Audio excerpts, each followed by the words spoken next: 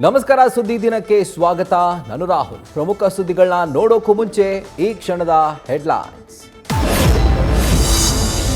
ನಿರೀಕ್ಷೆಯಂತೆ ರಾಜ್ಯಪಾಲರ ಭಾಷಣದಲ್ಲಿ ಗ್ಯಾರಂಟಿಗಳ ಬಣ್ಣನೆ. ಸಂವಿಧಾನವೇ ರಾಷ್ಟ್ರೀಯ ಧರ್ಮ ಎಂದ ರಾಜ್ಯಪಾಲರು. ಮನುವಾದ ಪ್ರಸ್ತಾಪಿಸಿ ಕರ್ನಾಟಕ ಮಾದರಿ ಮುಂದಿಟ್ಟ ಗೆಹ್ಲೋಟ್.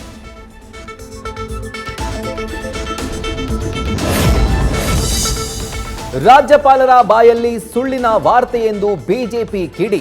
ಅಭಿವೃದ್ಧಿ ಶೂನ್ಯ ಎಂದ ಕಮಲ ಕೊಡುಗೆ ಪ್ರಶ್ನಿಸಿ ಎಚ್.ಕೆ. ಪಾಟೀಲ್ ವಾಗ್ದಾಳಿ. ಅಧಿವೇಶನದಲ್ಲಿ ಎಲ್ಲೆಲ್ಲೂ ಕೇಸರಿ ಕಲರವ.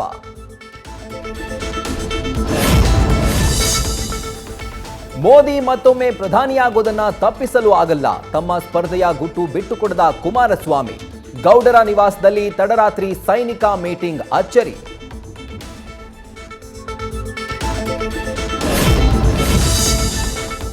ಕರೆಮ್ಮ ಶಾಸಕಿಯಾದ ಬಳಿಕವೂ ಅದೇ ರಾಗ ಅದೇ ಹಾಡು.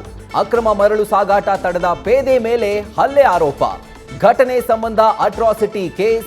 ರಾತ್ರಿಯೆಲ್ಲ ಹೈ ಡ್ರಾಮಾ.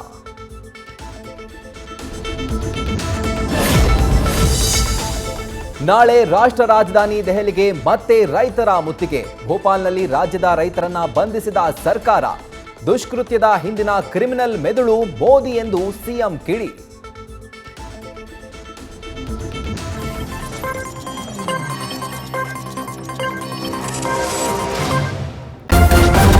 ನ್ಯೂಸ್ ಫಸ್ಟ್, ನಿರ್ಭೀತಿಯಿಂದ ನಿಮ್ಮ ಪರವಾಗಿ.